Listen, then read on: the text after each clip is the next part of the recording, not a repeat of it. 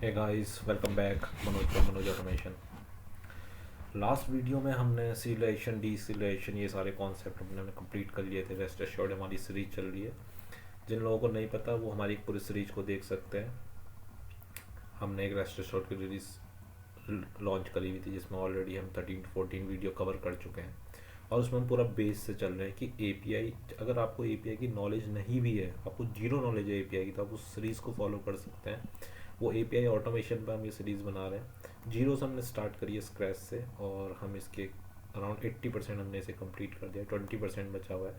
ये हमारा last topic है। इसके बाद हम फ्रेमवर्क के टॉपिक में आ जाएंगे कि हम रेस्ट एश्योर्ड में अपने फ्रेमवर्क कैसे क्रिएट करेंगे। देन हम फ्रेमवर्क के थ्रू जितनी भी चीज़ें मैंने आपको बताई हैं उन सबका इम्प्लीमेंटेशन हम फ्रेमवर्क के साथ कैसे करेंगे वो सारी चीज़ें बताएंगे। देन हम रिपोर्ट जनरेशन का काम करेंगे, गिटहब, जेनकिंस और ये सारी चीज़ें ही बताएंगे। तो अभी टॉपिक वाइज आज का जो हमारा टॉपिक है वो है रिक्वेस्ट रिस्पॉन्स स्पेक, राइट। तो सबसे पहले मैं आपको बताना चाहता हूँ कि रिक्वेस्ट रिस्पॉन्स स्पेक है क्या। So basically spec means specification, right. तो रिक्वेस्ट रिस्पॉन्स स्पेसिफिकेशन क्या है, इसकी क्यों ज़रूरत पड़ी है रेस्ट एश्योर्ड में, ये हम डिस्कस करते हैं। आप सबको पता है ये हमारी जनरली एक रेस्ट की एक रिक्वेस्ट इस टाइप से होती है जिसमें हम बेस यूआरएल डिफाइन करते हैं।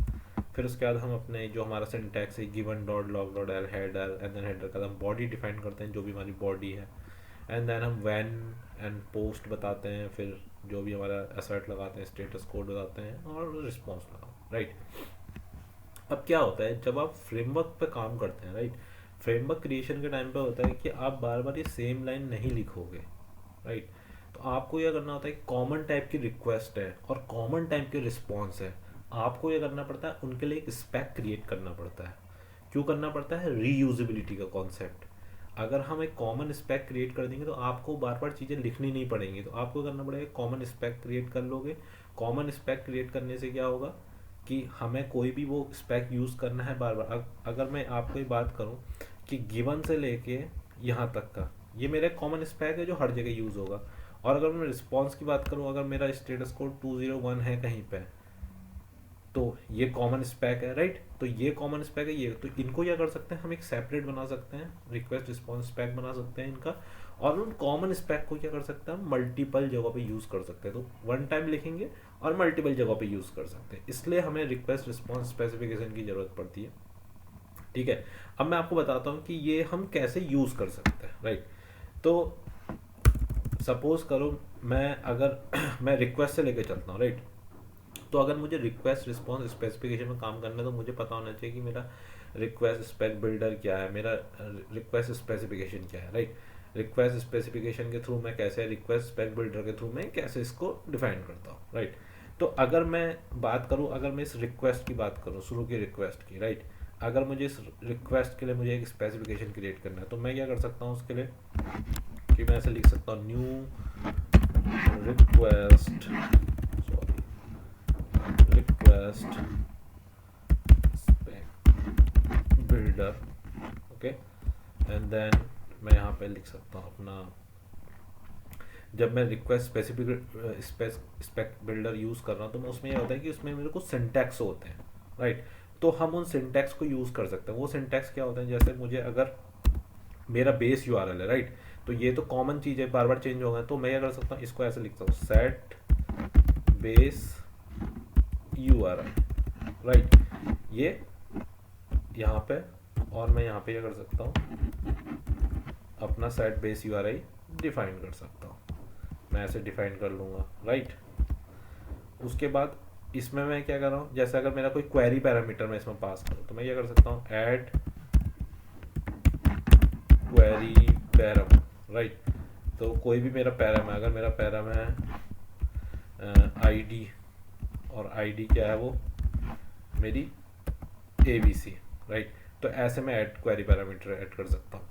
उसके बाद डॉट, अगर मुझे जैसे मेरा कंटेंट टाइप है, जैसे एप्लीकेशन जो है एप्लीकेशन टाइप मेरा जेसन है, एप्लीकेशन जेसन, तो मैं इसका कर सकता हूँ सेट कंटेंट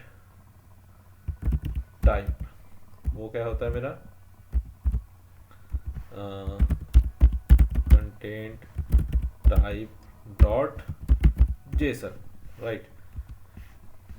और इस सबको क्या कर सकता हूँ मैं, इन सबको क्या कर सकता हूँ, लास्ट में क्या कर सकता हूँ, बिल्ड कर सकता हूँ। बिल्ड करने से क्या होगा, ये बिल्ड हो जाएगा। तो ये मैं क्या कर सकता हूँ, एक स्पेक बना सकता हूँ। इस स्पेक को मैं क्या कर सकता हूँ, एक वेरिएबल, इसका नाम रख सकता हूँ मैं रिक्वेस्ट SP, और रिक्वेस्ट इसकी जो रिक्वेस्ट स्पेक बिल्डर का जो रिटर्न टाइप है, वो रिटर्न टाइप क्या है, रिक्वेस्ट स्पेसिफिकेशन। ओके, तो ये मैं ऐसे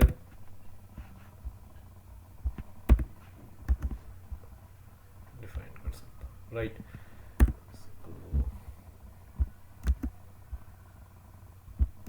ओके, ऐसे क्या हम ऐसे भी कर सकते हैं, ठीक है। तो ऐसे बिल्ड कर सकता हूँ। तो मैं क्या करता हूँ, रिक्वेस्ट स्पेसिफिकेशन ऐसे डिफाइन कर सकता हूँ। और ये जब मेरा रिक्वेस्ट स्पेसिफिकेशन डिफाइंड हो गया, तो सपोज करो मुझे यहाँ पर रिक्वेस्ट स्पेसिफिकेशन इसमें लगाना है, तो मैं क्या कर सकता हूँ, क्योंकि मैंने ये कर रखा है, अपना बेस URL सेट कर दिया है, मैंने हेडर अपना एप्लीकेशन जेसन सेट कर दिया है, तो मैं इस पूरे के लिए इस पूरे के लिए हटा के कर सकता हूँ, इसको हटा के डॉट स्पेक में क्या डिफाइन कर सकता हूँ, ये रेफरेंस वेरिएबल। इस पूरे की जगह हटा के मैंने रेफरेंस वेरिएबल, क्योंकि मैंने इसमें बता दिया कि मेरा सेट बेस URL क्या है, मेरा कंटेंट टाइप क्या है, तो इसकी जगह मैं स्पेक अपना यूज़ कर सकता हूँ, राइट। और अगर मैं इस वैन को यहाँ से हटा लूँ और इस बॉडी को यहाँ पे बंद कर लूँ, राइट, तो मेरा क्या आ रहा, ये एक रिस्पॉन्स आ रहा, ये रिस्पॉन्स क्लास से आ जाएगा, रिस्पॉन्स से। तो क्या कर सकते हैं हम, इस रिस्पॉन्स के अंदर बेसिकली सारी वैल्यू है, तो हम रिस्पॉन्स में ऐसे ले सकते हैं, रिस्पॉन्स डॉट वैन, राइट। ये मेरा क्या एक सेपरेट हो गया, ये मेरा सेपरेट हो गया, रिस्पॉन्स डॉट वैन। तो इसका जो रिटर्न टाइप होगा ये भी हम request spec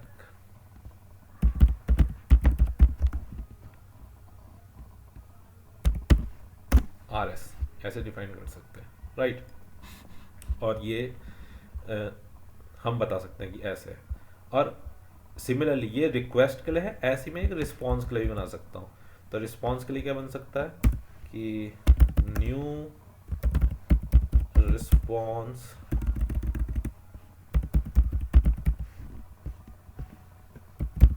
spec builder dot, यहाँ पे तो हमें सेट करना था, और रिस्पॉन्स में क्या करना होता है, हमें एक्सट्रैक्ट करना होता है। तो मैं ये कर सकता हूँ, एक्सपेक्ट स्टेटस कोड जो हमारा होता है, तो वो क्या होता है 200 या 201 है या 200 है, राइट। और expect content type, content type क्या होता है मेरा होता है content type Jason type, right. Content type dot JSON. तो ये मैं क्या कर सकता हूँ, ये मैं जो भी मुझे रिस्पॉन्स मिल रहा है, उस रिस्पॉन्स के लिए भी मैं एक स्पेक क्रिएट कर सकता हूँ। तो उस स्पेक का नाम क्या दे सकता हूँ मैं, रिस्पॉन्स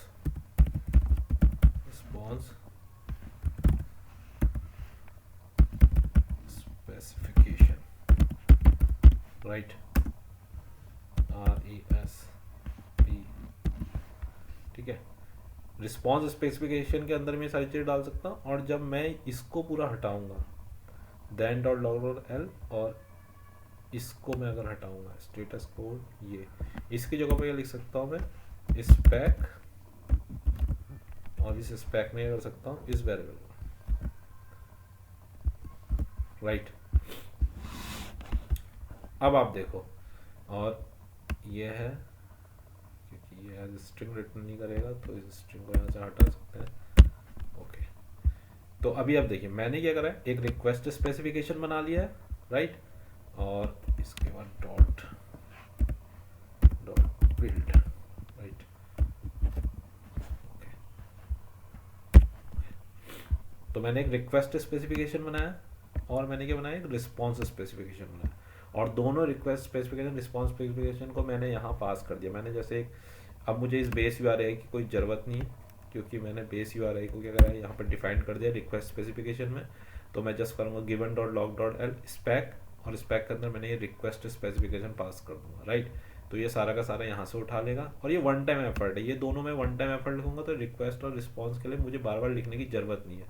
उसकी तरह वैसे ही जब यहाँ से इस रिस्पॉन्स से जो भी मुझे आ रही है चीज़ें, उस रिस्पॉन्स में मैंने जो वैन के पोस्ट रिक्वेस्ट मारी है, तो उस पर जो भी देन करके रिस्पॉन्स आ रहा है उसके लिए मैंने क्या कर रखा है, स्पैक बना दिया, और स्पैक का जो वेरिएबल है यहाँ से यहाँ पास करना है।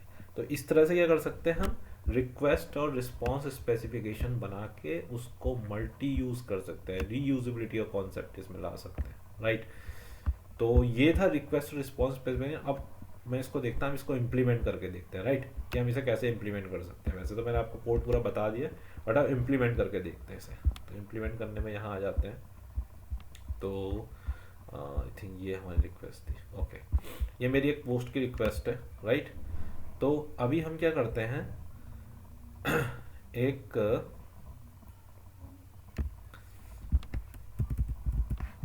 रिक्वेस्ट की पोस्ट में हम क्या करते हैं, यहाँ पे सबसे पहले अपना रिक्वेस्ट स्पेसिफिकेशन, ठीक है। तो new request spec builder, okay, dot, सबसे पहले करेंगे हम set base URI, set base URI set कर लेंगे। सेट बेस URI क्या है हमारा, यहाँ से कॉपी कर लेते हैं, सेट बेस URI यहाँ से कॉपी कर लेते हैं और यहाँ डाल लेते हैं, इसको हटा लेते हैं यहाँ से, okay, and then add query param, okay, query param को हटा लेते हैं यहाँ से, और यहाँ से कॉपी कर लेते जो भी हमारे क्वेरी पैरामीटर हैं, क्वेरी पैरामीटर को यहाँ से उठा लिया और यहाँ पेस्ट कर दिया, राइट। उसके बाद आ जाते हैं, ठीक है, dot set content type dot JSON, right, dot build, right. तो मैंने एक रिक्वेस्ट स्पेसिफिक बिल्डर बना दिया, तो यहाँ से मैं इसको एक रेफरेंस वेरिएबल में डाल दूंगा, रिक्वेस्ट स्पेसिफिकेशन, और रिक्वेस्ट स्पेसिफिकेशन, राइट। ये रिक्वेस्ट, तो बिकॉज रिक्वेस्ट स्पेक बिल्डर जो होता है वो रिटर्न क्या करता है, मुझे रिक्वेस्ट स्पेसिफिकेशन रिटर्न करता है। तो मैंने एक ये रिक्वेस्ट स्पेसिफिकेशन बना लिया है, और मैं अब क्या करूँगा, इस रिक्वेस्ट स्पेसिफिकेशन को क्या करूँगा, इसको यहाँ से हटा लेंगे, राइट, यहाँ से डॉट स्पेक एंड, ओके। तो मैंने क्या करा, एक स्पेक बनाया, इस स्पेक के अंदर ये वाला रिक्वेस्ट स्पेसिफिकेशन डाल दिया, राइट। अभी क्या है, इस एज स्ट्रिंग को हटा लेते हैं, कर लेते हैं, राइट। अब मुझे ये करना है, जब मैंने रिक्वेस्ट स्पेसिफिकेशन बना लिया है यहाँ से, तो इस पे क्या करते हैं, इस बॉडी को ना यहाँ से अलग कर लेते हैं, एक बार सेपरेट कर लेते हैं, और ये बता रहा मुझे कि इसका रिटर्न टाइप रिक्वेस्ट स्पेसिफिकेशन होना चाहिए, तो इसको रिक्वेस्ट स्पेसिफिकेशन रिटर्न टाइप कर देते हैं, रिस्पॉन्स, राइट। अब यहाँ पे जो वैन से हमने सेपरेट करी है, मैं इस रिस्पॉन्स को जाता हूँ और यहाँ पे कर लेता हूँ, इस रिस्पॉन्स के अंदर,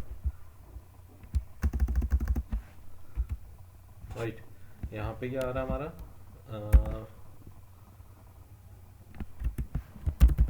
रिस्पॉन्स और एस, ओके, रिस्पॉन्स इंपोर्ट कर देते हैं, राइट। अब मैंने क्या करा है, एक रिक्वेस्ट स्पेसिफिकेशन बनाया, उस रिक्वेस्ट स्पेसिफिकेशन को क्या करा, मैंने यहाँ पास कर दिया। तो मेरा क्या है, मुझे बार बार लिखने की ज़रूरत नहीं है कि मेरी क्या वैल्यू, तो एक बार मैंने सेट कर दिया है तो मैं हर जगह से पास कर सकता हूँ, राइट। ये तो रिक्वेस्ट के लिए हो गया। अब क्या करते हैं, रिस्पॉन्स के लिए भी बना लेते हैं एक। ये था मेरा रिक्वेस्ट स्पेसिफिकेशन। अब मैं क्या करता हूँ, एक रेस्पॉन्स स्पेसिफिकेशन बना लेता हूँ। रिस्पॉन्स स्पेसिफिकेशन बनाने के लिए same new response spec builder dot. अब रिस्पॉन्स में क्या करते हैं, हम स्टेटस कोड लेते हैं जो रिस्पॉन्स में आता है, तो हम क्या करते हैं, expect status code 20 dot expect content type. Content type क्या है, कंटेंट टाइप डॉट जेसन और डॉट बिल्ड कर देंगे इसको लास्ट में, right.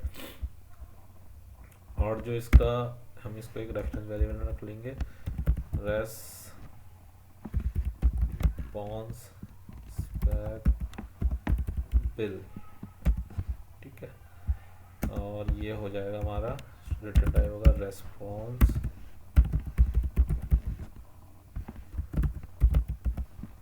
Specification, response specification, okay. ये मेरा हो गया रिक्वेस्ट स्पेसिफिकेशन, ये मेरा हो गया रिस्पॉन्स स्पेसिफिकेशन, राइट। ये वन टाइम ही लिखने हैं, बाकी जितनी भी रिक्वेस्ट होगी उनमें हम सेम ही ये यूज़ करेंगे, ठीक है। रिक्वेस्ट के लिए मैं ऑलरेडी बना चुका हूँ यहाँ पे, इस रिक्वेस्ट को मैंने करा, इस वेरिएबल को मैंने यहाँ पे दोबारा वैन करके लगा दिया। अब मेरा क्या है, यहाँ पे से देन के बाद जो मेरा असर्ट और दो स्टेटस कोड है, इसकी जगह पे यहाँ दूंगा डॉट स्पेक और ये वाला जो मेरा रिस्पॉन्स आ रहा है वो रिस्पॉन्स यहाँ पास कर दूंगा, राइट। उसके बाद क्या जो भी मेरा ये रिस्पॉन्स आ रहा है, रिस्पॉन्स को प्रिंट करा लेंगे, राइट। और जेसन पाथ के अंदर हमने ये ले रखा है, तो हम क्या कर लेंगे, एक स्ट्रिंग रिस्पॉन्स 2 ले लेते हैं और RESS dot as string, string में निकाल के इस रिस्पॉन्स 2 को जेसन पाथ में पास कर लेते हैं, राइट। ओके, एरर चलेगा। तो ये मेरा एक रिक्वेस्ट स्पेसिफिकेशन बनाया मैंने, ये मेरा एक रिस्पॉन्स स्पेसिफिकेशन बना लिया मैंने, ओके। एंड देन रिक्वेस्ट पे हम मैंने यहाँ पास कर दिया जो गिवन डॉट लॉगर्ड है, इसमें स्पेक में रिक्वेस्ट पास कर दिया है और यहाँ पे रिस्पॉन्स में ये पास कर दिया, राइट। तो ये यहाँ से रिक्वेस्ट स्पेसिफिकेशन से डेटा यहाँ से सेट कर लेगा, रिस्पॉन्स से कर लेगा, देन ये रन कराएगा और ये हमारी आईडी प्रिंट कर देगा और रिस्पॉन्स आ जाएगा, राइट। ये मेरी पोस्ट की रिक्वेस्ट है, तो एक बार इसे चलाते हैं।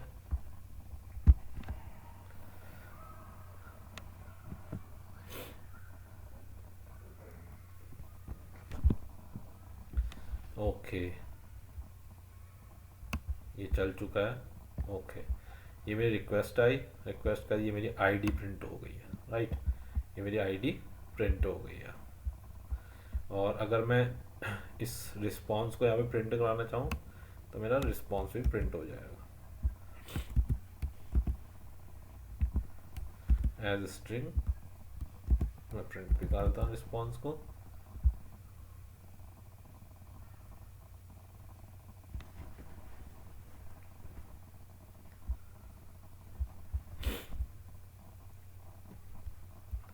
दिस इज, ये हमारा पूरा रिस्पॉन्स है वो एज ए स्ट्रिंग प्रिंट हो गया है, राइट। ये मेरा, और ये मेरी आईडी लास्ट में प्रिंट हो गई है, मेरा रिस्पॉन्स है जो एज ए स्ट्रिंग मैंने करा है। इट मीन्स हमने successfully request response specification builder को इम्प्लीमेंट कर दिया है, राइट। ये हम सारी चीज़ें क्यों कर रहे हैं, आगे जो हमारे लेक्चर है फ्रेमवर्क में, तो उस समय हमें ये रिक्वेस्ट स्पेसिफिकेशन रिस्पॉन्स स्पेसिफिकेशन बहुत यूज़ में आने वाला है। उस समय हम रीयूजेबिलिटी के कॉन्सेप्ट पे काम करेंगे, क्योंकि हम बार बार एक ही चीज़ नहीं लिखेंगे। तो हम क्या करेंगे, जो भी हमारी रिक्वेस्ट है, जो कॉमन चीज़ है, उनको एक कॉमन रिक्वेस्ट स्पेसिफिकेशन बनाएंगे, कॉमन रिस्पॉन्स बनाएंगे, और ये कॉमन रिक्वेस्ट और रिस्पॉन्स स्पेसिफिकेशन को हम उसमें यूज़ करेंगे, राइट। तो इस वाले लेक्चर में इतना ही था। नेक्स्ट लेक्चर से हम स्टार्ट करने हैं अपना फ्रेमवर्क क्रिएशन का काम रेस्ट एश्योर्ड के लिए। तो नेक्स्ट लेक्चर में मिलते हैं आपको फ्रेमवर्क क्रिएशन के साथ। तब तक के लिए tata bye bye, take care, please like and subscribe my channel. Thank you.